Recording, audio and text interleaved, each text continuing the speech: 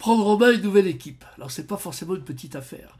Parce que quand on prend une nouvelle équipe, la tentation est très très forte de vouloir montrer vite qu'on est à la hauteur.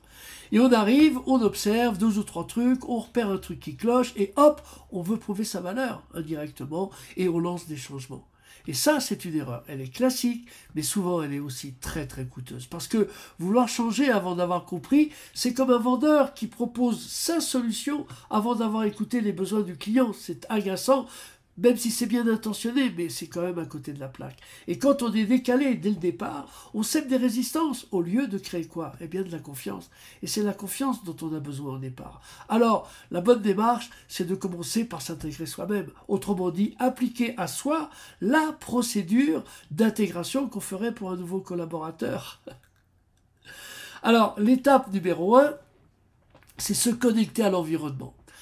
Avant de vouloir influencer le système, il faut le sentir. Se connecter à l'environnement, c'est d'abord observer, sans juger, regarder comment ça circule, le niveau d'ordre, les flux, le rythme, l'ambiance, les sons et même les odeurs. Tout cela raconte quelque chose de la culture du lieu.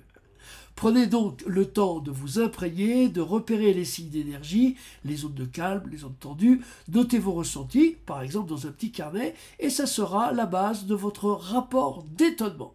Maintenant, passons à l'étape numéro 2, il s'agit maintenant de se connecter aux personnes. Une fois connecté à l'environnement, on se connecte aux gens. Donc, prenez l'organigramme, identifiez, si vous en avez un, identifiez votre N+1, votre N+2, vos pairs, c'est-à-dire les gens avec qui vous allez bosser, et votre équipe. L'objectif, c'est de comprendre le terrain humain, et je veux dire le terrain humain et opérationnel, avant d'agir dessus.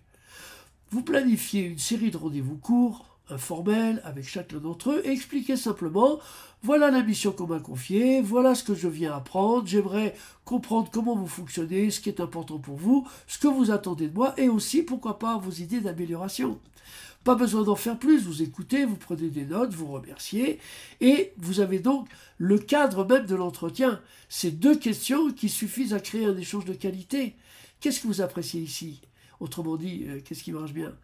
Qu'est-ce que vous pourriez améliorer pour vous, pour que ça soit plus fluide, plus efficace? Et avec ces 2 questions, vous récoltez le meilleur, les forces existantes et les pistes de progrès. C'est simple, c'est concret et surtout, c'est respectueux de ceux qui étaient là avant vous. Passons à l'étape numéro 3. Synthèse et formulation de votre mission. C'est-à-dire que vous avez maintenant vu tout le monde, vous aurez une vision claire, certainement la plus claire de l'entreprise. Vous pourrez alors reformuler votre mission réelle, celle qui relie les attentes individuelles au projet collectif.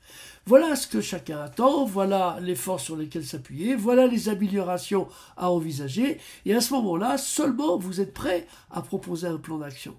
Alors, en guise de conclusion, cette première étape, c'est la phase de connexion, connexion à l'environnement, connexion aux gens, connexion à la mission réelle.